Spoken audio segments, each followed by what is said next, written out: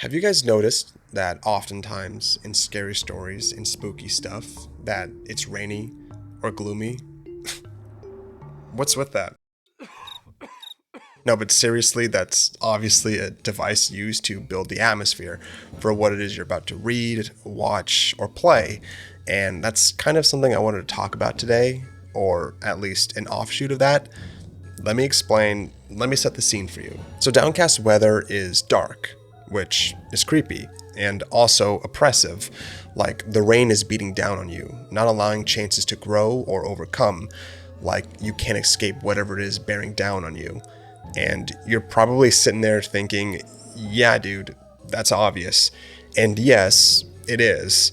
But I'm not making a video essay on how rainy cemeteries are actually pretty scary. Nor would I make such a bold claim about the eerie compadre that often accompanies rainy environs, the forest, particularly foggy forests. Obviously, the woods are mysterious, and the thick canopy and low or enshrouded view distance can make us a bit queasy, as we can't see if there's a wild bear or a mountain lion or even a slender man right around the corner.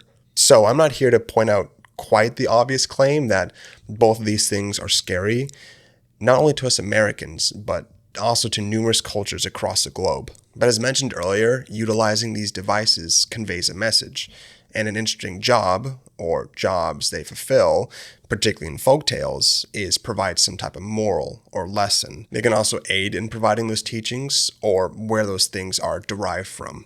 So both of these things in a vacuum are obvious, and the stories surrounding them or incorporating them are well known. But I wanted to look at the intersection of these two environments, and that is a swamp, marsh, bog, pretty much anything adjacent to wetland-like locales.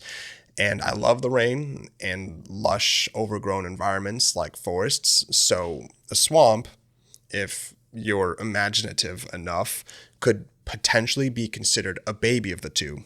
So that got me thinking. We know about stories where bad things happen in the rain and weird creatures that are prowling around the woods behind your local 7-Eleven. But what about swamps? Are there any urban legends or folktales that feature this kind of environment? How about cryptids? You may be wondering how many Bigfoots or big feets exist all over the place that are posted up in knee-deep water. Well, quite a few of all the above, actually. And I thought there were some pretty cool ones that I found, and I wanted to share some of them with you guys. So here's how I split up the video. The barrier for entry is pretty low and admittedly vague. Anything is welcome that fits the loose criteria of being somewhat associated with a swamp or wetland. This means that I've included some folktales, vignettes, and just profiles of cryptids. I wanted to put forth things that may be a bit uncommon, so no, I won't be giving you a top 10 lists of Bigfoots that have been sighted throughout Florida.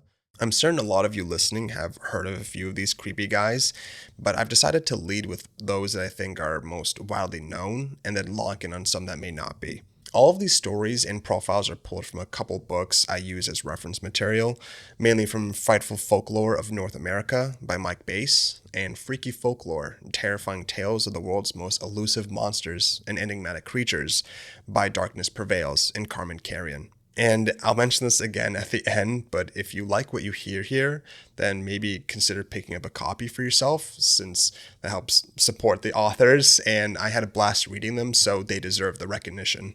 Final thing, there were a ton of things to pull from just from these two books alone, so I had to stop myself from including more, and also any supplementary info that I used, like Wikipedia, will all be included at the end of the video in a reference sheet.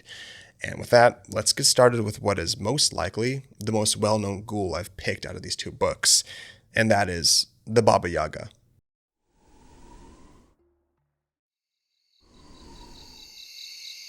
The dimly lit room was filled with the flickering lights of candles. In one corner, there was a long iron stove and a table, and across from the table was a wooden door. The whimpering continued, and Galena knew it was coming from behind that door. She was about to reach for it when the front door creaked open. Galena quickly dove beneath the table, attempting to make herself as small as possible. From her hiding spot, she watched as a large crone of a woman entered the cabin. Her scalp was covered by scaly skin with patches of yellowing white hair, and she had bloodshot red eyes devoid of pupils. "Who is here?" the crone suddenly asked. "No need to hide, my dear. I can smell my next meal from a mile away."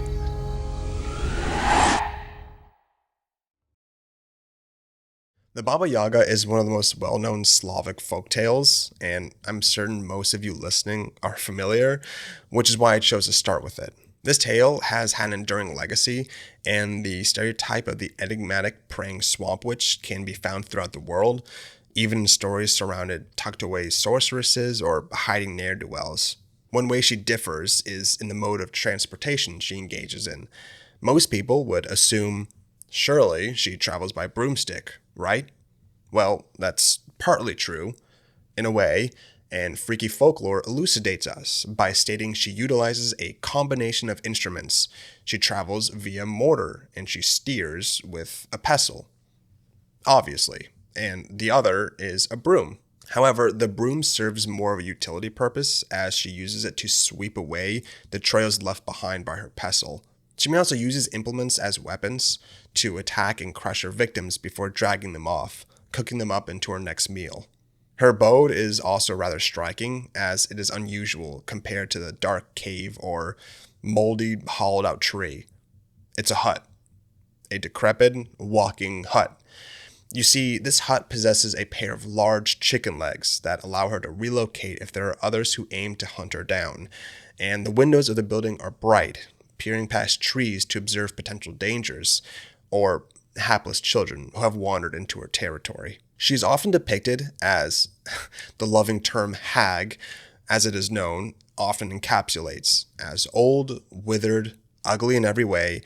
Even her temperament is off-putting, and I guess it would be, since she has an objectionable habit of kidnapping and eating people whole, including children, which are her favorite dishes. And this part is a bit surprising since you don't really imagine a crone to be able to do something like that, but Freaky Folklore makes sure to inform us of how gargantuan she actually is. Baba Yaga can lay across her massive stove, which can stretch across the length of her hut, meaning her legs can reach one end while her resting head can extend to the other.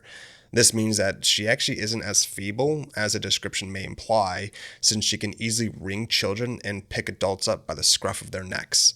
And that's another aspect that may seem familiar to other stories, that of Hansel and Gretel in particular, which the book points out.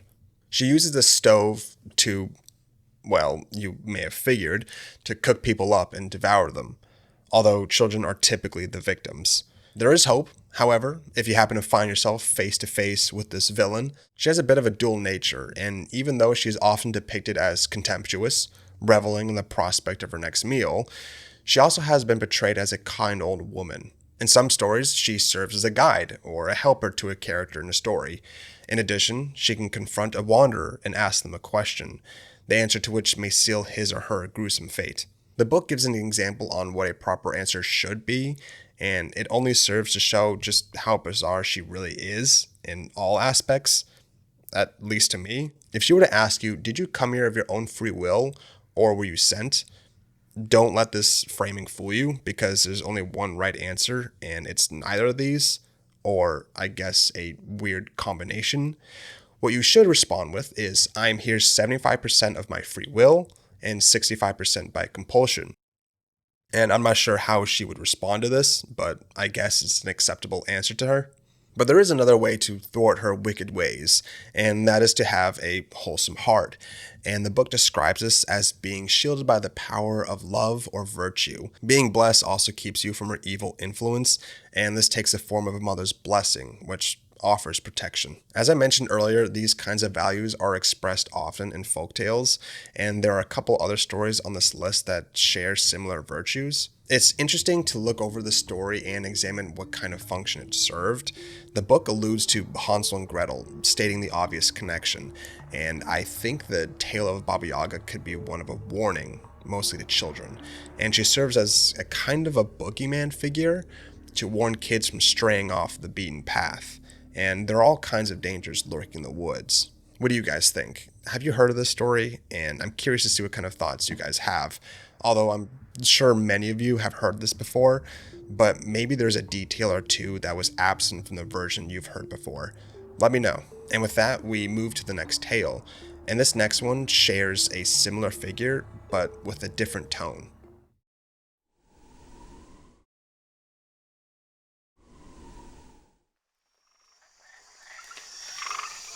The entire marshland reeks of melancholia, a sadness that has been steeped far too long in the solitude of this small island. The stench of rot lingers heavy on the air, while layer upon layer of dead leaves and detritus fail to provide a solid surface underfoot. As twilight falls, you can hear the sound of weeping when traveling the road that passes nearby.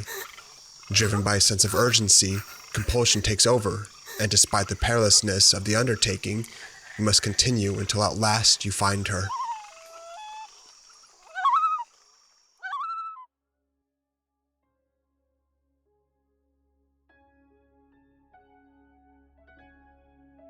The Bell Island Swamp Hag isn't one I've heard before compiling these stories, but a large portion of the tales in these two books, which this one I got from Frightful Folklore of North America, include stories in cryptids that go beyond the United States border, which I personally have never stepped over, and this one comes from our northern neighbor, Canada, particularly Newfoundland and Labrador. It's salient, I think, to include the weeping before we dive into this tale, because it sets the tone for what Bass writes in the story. This one is part of a collection of creepy stories stretching from Greenland to Panama. The content of this one betrays the beautiful scenery of its locale.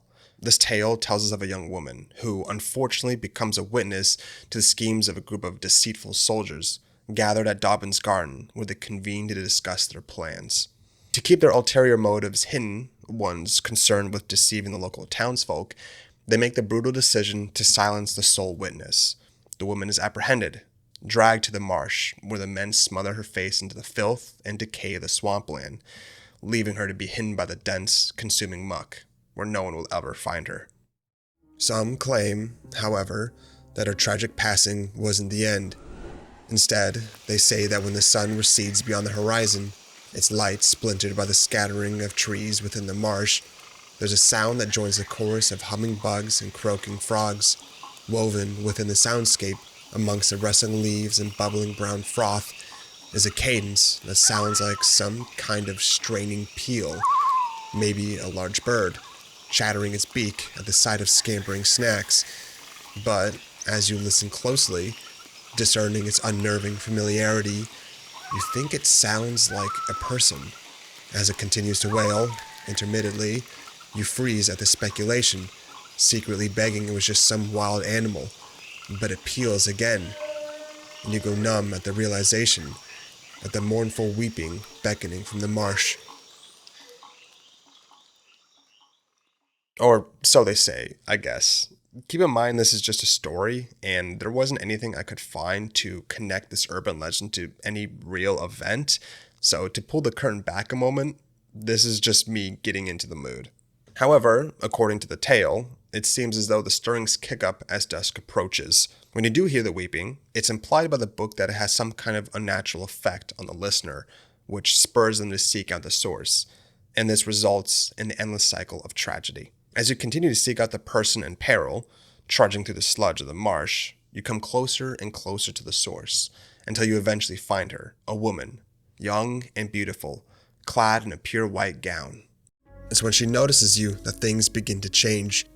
At first, all is pure and mesmerizing, but as she approaches you, her facade slips away, her dress darkens and tears, while her glossy skin spoils and becomes saggy, slumping over her spindly limbs. The smell in the air, which was rich and fragrant at first, sours and stings your nose with the stench of decay. Something about her, felt back when you first heard the wailing, holds you captive. Now, as she is right before you, you can't pry your gaze from her dark, hollowed eyes. The encounter ends with her toppling you with strength that doesn't match this walking corpse. Then she crawls under your chest, and a bone-dry voice rattles out, saying, "No one came to help me, now no one will help you. Taste what I tasted, smell what I smelled." And the fate that befell her is paid forward forever after. So at first when I read it, I wasn't sure if I wanted to include it because I didn't actually know if this folktale was based on fact or was just conjured up by creative minds. And as I alluded to earlier, everything I found said that this was just an urban legend with no evidence to suggest it actually occurred. So with that in mind, I wondered if there was some message or lesson we could glean from the Bell Island swamp hag. Maybe be careful of swamps because they're scary? Or maybe we should be wary of strangers? Or even more broadly, sketchy circumstances? Maybe it warns of ill motives from people, that they can do more evil than whatever monster lurks in the woods. I'm not really sure, and I'm going to stop myself before I sound too pretentious, but I think it's fun to talk about. Let me know what thoughts you guys have. But for this next cryptid, I promise it's not some kind of hag or swamp witch. Instead, it's more bestial in nature, and that is the Deltox marsh monster.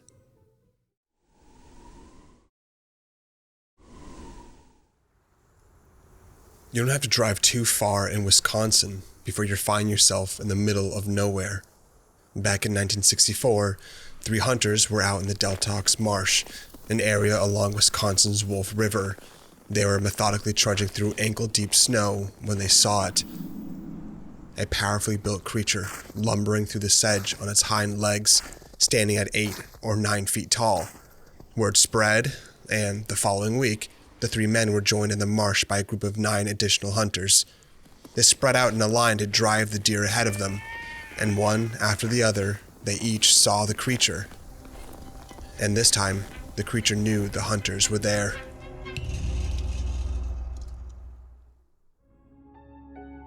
Okay, so I know I probably misled some of you by giving the impression I barred all Bigfoots and Bigfoot adjacent creatures from this list, but this one is technically referred to as a Yeti, so maybe you'll show me some grace. Regardless, this one has some unusual qualities that makes it an interesting read, so bear with me. Base notes that the first time these 3 hunters saw the creature, it was unaware of their presence or the fact it was being observed. And considering the show Finding Bigfoot had 12 seasons and they never spotted a squatch, I guess bro was just having an off day when these guys spotted it. But then again, this one is a Yeti, so maybe this one's real. But the creature was hard to miss for the hunters since, as mentioned in the brief intro, it was anywhere from 8 to 9 feet tall, and it lumbered through the snowscape. And its appearance was also rather striking, as it was described to have, quote, long, dark brown hair covering its body, end quote. The only areas exposed were its face and hands, which had color resembling frostbitten appendages, as they were a grayish-blue coloring. The beast was also estimated to be about 600 or so pounds, so this thing was pretty easy for the hunters to spot in the motionless white landscape. Naturally, they told other people when they got back, and naturally, others got curious, and some extra heads tagged along for the hunters' next outing. Whether these people were seeking something unusual, or to not see anything and call them out on a bluff or something, I'm not sure, but overhearing someone speak about an unidentified creature they encountered in a snowy wilderness in the dead of winter is admittedly a pretty cool thing to hear, so of course I don't blame them for showing interest in the tale. And unlike other initial Bigfoot sightings, they claimed they actually saw something on their additional venture. It's told it went like this. A group of hunters, numbering 12 in total, trudged out into the porcelain marshland, trees encumbered by snow and paths obscured by smooth white surfaces. Pull after pull of strides shoveling through thick terrain, they made their way deeper into the den of some lumbering beast. What they sought to find and stalk ended up finding them. The men first saw the creature when it crossed their sight about 20 feet away, and this time around, it was aware of their presence. It watched them move awkwardly through its home, and the hunters must have been firstly scared, shocked, appalled, but then maybe perplexed, and then threatened, as the beast seemed to have been toying with them, since it made no quick or sudden movements towards them. Instead, it observed the hunters, and here's where it showed some signs of intelligence, as it seemed that the beast was gauging these men to see if there was some kind of threat. The men would advance toward the monster, but it would respond by moving away. and the inverse occurred. Whenever the men pulled back, the creature would approach. It seemed the creature had a different aura to it this time, as it moved in a manner contrary to when they initially saw it. The first time around, it appeared to be lumbering through the thicket, but now it casually glided through the snowscape. They were at a stalemate, it seemed, though the matchup was asymmetrical. The hunters felt a heavy sense of foreboding whenever the creature disappeared from view. The men would glance around, peering through the dead, spindly trees and thick flakes of snow obscuring their vision, and they would move their eyes over the frosted arms of sedge and glassy streaks of rivers. But the creature was hidden from view. They couldn't escape the haunting feeling of being watched, observed, stalked, like they were no longer the hunters, but the hunted. Miraculously, the men made it home safely. I suppose the creature just wanted to mess with them a bit, but immediately following this occurrence, nothing was discovered or pursued until later on, when a park warden went to investigate. He claimed to have found the area where the beast had made its home, and here, finally, is where those interesting qualities I mentioned earlier reveal themselves. What the warden found was odd, and it led to, more so at this point than at the inception, to people thinking that maybe this whole thing didn't happen, or that it was some kind of prank instead, if you could believe that. So, apparently, the beast was actually vegetarian. Maybe this is why it didn't attack the hunters, but the warden made this claim because he noticed the, quote, surrounding canary grass had been eaten down to the waterline, end quote. Now, look, some haters may say that this could have been from deer or groundhogs, but these troll comments were disputed by the warden because he said he also found a deer carcass near the area where the creature was sighted, and, get this, it was untouched. And to tie down this defense for his claims, the warden goes on to reveal that after having consumed all that grass, the creature decided to crack open a couple cold ones to wash it all down, as, quote, a large cache of beer cans and bottles, end quote, were found nearby, and they were guzzled dry. I'm not sure about all of you, but I'm convinced. Okay, so this is a weird story for sure, and if I was going to include any kind of Bigfoot or Yeti story, then I thought this would have been an interesting one, and maybe one some of you Squatch heads out there aren't aware of. This one reads more as a sighting than a folktale, obviously, but I think there's still some kind of fascination with it that makes it stand out. I think it could be the factor that this thing, if you believe it exists, or existed, has intelligence, and that if you go out into the woods or the marsh to hunt, you may be the one who ends up as prey. But we're going to be shifting gears back to the folktale side of things as we move eastward to New York.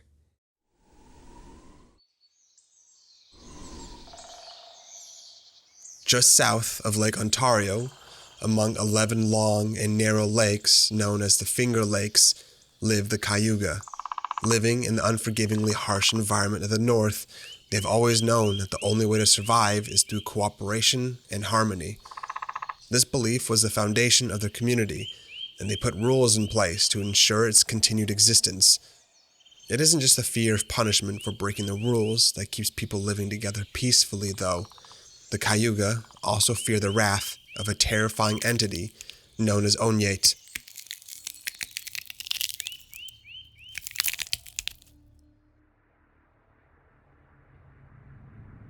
This creature has been spoken about for many years, and as far back, well, at least as referenced in the book, and I'm sure it's much older than this, as to the time of the founding fathers, who were apparently inspired by a lot of the Cayuga's principles. And on a serious note, I want to apologize for any butchering when it comes to pronouncing some of these names. Sorry. The wilderness in this part of the country can be dangerous, especially during the winter. And the Cayuga people established some very sensible and wise precepts in order to survive the harsh environment. Of course, these rules existed for the health of the people and respect for the lands, ensuring survival and harmony among the members. But there were greater fears considered among the immediate and practical threats of everyday lives. Among them is that of the thing that prowled the Forbidden Lands. The Cayuga called it Onyate, which in their language literally means dry hand. And that may sound a bit anticlimactic to those who are expecting like some kind of werewolf or maybe a moose, which those things can be pretty scary. But the people have good reasons to fear it because the entity possesses abilities that go beyond the simple and mundane, like having sharp claws and can growl. No, instead, its capabilities dip into the supernatural and, frankly, disturbing. So, what does this dry hand look like? Well, and this threw me for a loop, but essentially like a dry hand. But if that isn't enough for you, for some reason, let's get into more detail. It appears as a disembodied hand, in some cases seen with the forearm still attached. Whether this means it has different descriptions or there are multiple of them, I'm not sure. Regardless, the sight is gruesome, as the hand is desiccated and the flesh is decayed. The fingers are bloated and blackened, either from disease or even frostbite. The point where the hand is dismembered is torn and splintered, like the appendage was grabbed, twisted, and ripped off the body. Base explains that this entity prowls throughout forbidden locations where the Cayuga people steer clear of. But if they don't, if one of them were to find themselves lost in the woods and they end up encountering the specter, well, they don't have much time left. It's described that even the slightest brush against the putrid skin of Onyate can result in blindness or some kind of disease that eats away at the victim, forcing them to watch as their bodies rot away before their eyes, helpless to stop it. I'm not sure if this entity specifically watches over forbidden lands, or if the lands are forbidden because Onyate stalks therein. If the reason is known, then it's not explained, but I don't think either instance makes much of a difference. You shouldn't go there regardless. In addition to this function, however, Onyate can also be invoked to address those who violate the community's precepts. The unfortunate malefactor is then dealt with after darkness falls. Escape is not possible, as even if you flee from the desecrated judicator, it will continue to pursue you night after night until it enacts justice for your misdeeds. One, in particular, it finds unforgivable, speaking ill of the dead. No matter how far you go, justice will inevitably be meted out with a single brush of the skin. So it would probably be in bad taste to try and dissect any kind of meaning or moral when discussing this entity in particular, because, I mean, it's one that's respected and feared within a culture, so what do I really know? But I do wonder how knowledge of it first came to be. But what do you guys think? Was this something you've heard before? Despite being American, I'll admit I haven't encountered many of the entities spoken about within native culture. Well, except obviously the sensationalized ones. So reading about Onyate in Frightful Folklore of North America was the first time I've encountered it. But let's flip back to freaky folklore for this next one and discuss one of my favorites, or what I think is at least a very interesting folktale, and that is Black Shuck.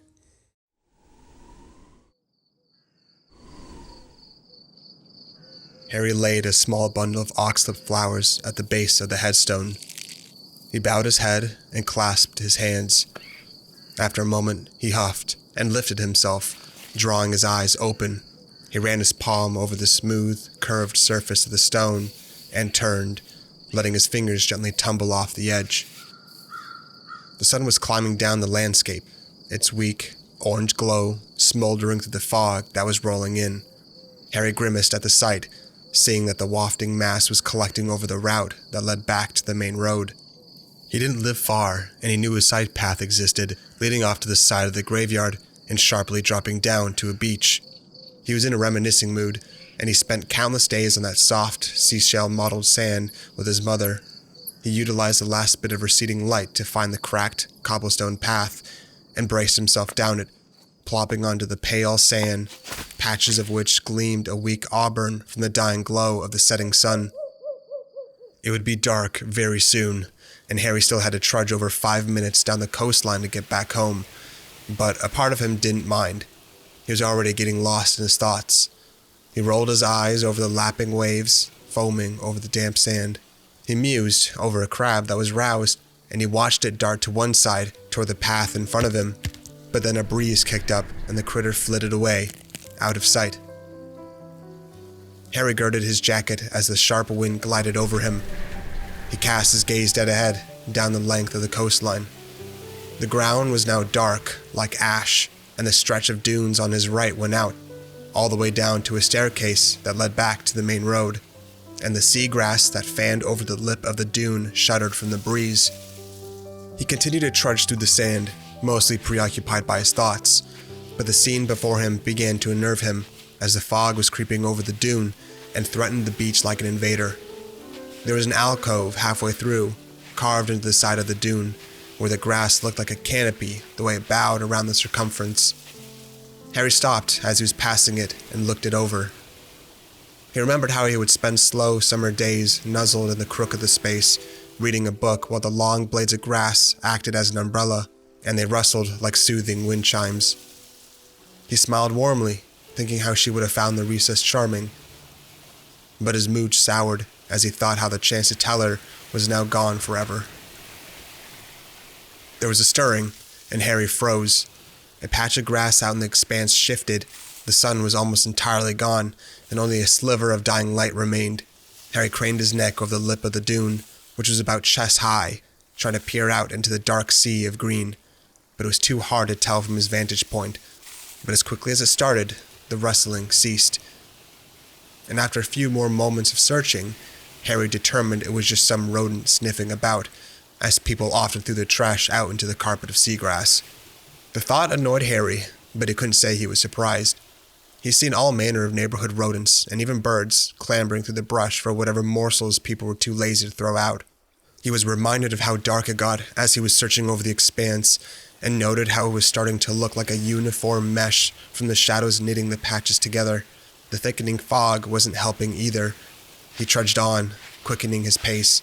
At the end of the coastline, there was a gnarled tree that hung over the dune and shaded the steps of the wooden staircase. He was relieved there was enough light to see the branches wave at him gently from the breeze, and the sight was only a few minutes away. Not long until he would jog up those steps and bound onto the street-light-flooded road, rounding a corner and arriving at his front door. But there was something on the sand. He wasn't sure if it was anything at first, but as he strained his eyes, he slowed his pace until he was stationary, leaning forward, trying to discern what the thing was. Out about 40 feet or so was a dark shadow, low to the ground. It almost looked like a boulder, but Harry held his breath as the shape rocked side to side and then tipped forward before rising, elongating and straightening out. It was the dark figure of a man. Harry stopped himself from gasping as the shadowy figure teetered. He couldn't see much detail, but he could tell the man had his back to him. Something about the sight was wrong. Harry thought that maybe the man was sick and needed help, but as he slid a foot forward, unsure of what to do exactly, he heard a low grumble to his right. Something about it was foreign and unsettling, and he couldn't tell what it was. So, as he slowly turned his head, he felt fear rise up his body. Hovering above the shivering blades of grass, blazing through the hazy fog, was an intense red glow in the shape of an orb. Harry didn't know what it was at first, but then the grumble rumbled out again, and he understood what it was now. It was a growl. The fiery orb had an all-consuming black gash in the middle, and it shifted as it focused on him. It moved toward him, and the dark space around it was revealed through the mist, and it lumbered. Harry saw pitch-black hair flare from flexing muscles. A gap beneath the orb peeled open, and he saw a set of gleaming teeth as long as knives, black lips rattling from the deep, guttural growling. Harry watched, petrified, as the large thing crept across the dune, the fog wisping away, almost in fear. And it approached the edge of the raised ground. Even though he couldn't see the full form from his perspective, he could still witness a large mold of absent light before him, being the creature's frame. Its shoulders were hunched as it crept forward, and its head looked as big as his torso. It tilted the mass, and Harry got a bizarre impression it was gesturing, so he glanced to his left and saw the shadowy figure of the man, who was now holding his arms up, clutching some object in his hands, before bringing it down to something on the ground. Harry looked back at the colossal hound, and then flared its features sharply, and Harry took off running back down the path he traveled. His feet slid over the sand, and it was difficult for him to find purchase, but he kept lurching through as fast as he could. As he was frantically running, he felt puffs of icy wind graze his neck. Panic flooded him as he felt the beast breathing down from just behind him. He ran, and the chilling sensation on his nape shot goosebumps down his whole frame. A part of him was anticipating the large beast leaping onto him at any moment, vice-like jaws clamping over his shoulders and down to his chest, ripping him open. But every second it didn't happen, he ran even faster. A part of him was overwhelmed by the anticipation, almost eager to let it happen, just so he didn't have to deal with the red-hot fear coursing through his system. But his legs kept carrying him, aching with the difficulty of sprinting through the deep sand. The breathing continued until he miraculously reached the cobblestone steps to the graveyard, which he scrambled up on all fours. He got to the top step and tried to stand up to continue his sprint, but as he extended his leg, it cramped, and a seizing pain gripped his lower half, causing him to stumble and fall onto the damp grass next to a headstone. He cried as he threw his hands over the back of his neck, pressing his forward into the soft earth. But nothing happened. He braced his entire frame, writhing left to right, somehow thinking this movement would weave himself away from the creature's assault, but still nothing. Exhaustion took him, and he lay motionless, heaving into the ground. After a few moments of silence, only hearing the lapping waves and swaying flora, he tilted his head back, peering toward the top step and out into the distant sea, curving waves glinting from the glow of the moon. He scrambled into a crouched position, flexing his leg despite the pain, and he waited to see what would trundle up the steps. His mind conjured up the image it struggled to process moments prior, but it was woefully inept at recreating the mind-bending features of whatever stood before it. In Harry's mind, he saw the lumbering black mass of frayed, smoking hair, carried by 4 powerful legs, tipped with karambit-like claws, shearing away the cobblestone steps. Mounted on top of the inky form, the giant, snarling head, and Harry's vision blurred as he tried to recreate the terrible visage. That blazing orb, as red as flames roiling in a furnace, with greenish streaks coursing through, all collided around the diamond-shaped void of its obsidian pupil. Harry shook his head as he tried to stand up, cold sweat streaming down his back.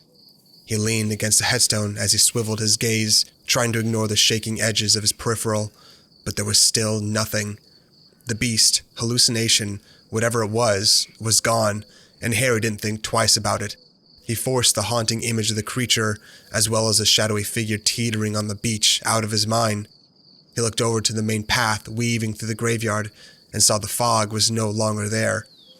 He lurched from the headstone and took off in a weak jog down the path, leading back to the main road, where the bright glow of street lamps called Harry home.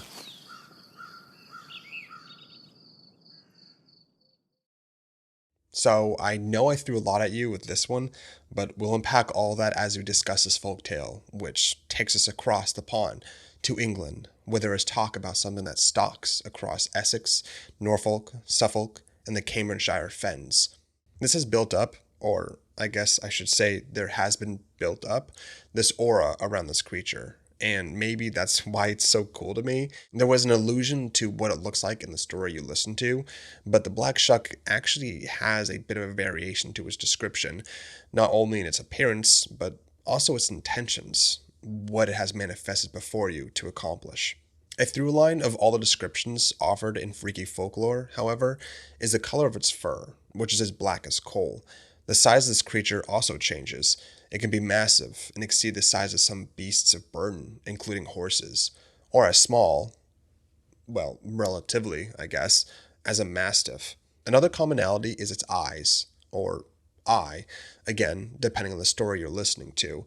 But the hue of this body part is often described as an inferno, as it glows a furious red, sometimes with red-green coloration, or flames. The very nature of its gaze can be described as malevolent, and the burning glare could be beaming at you from the center of its head, multiple heads, or, in some disturbing instances, lack of a head altogether.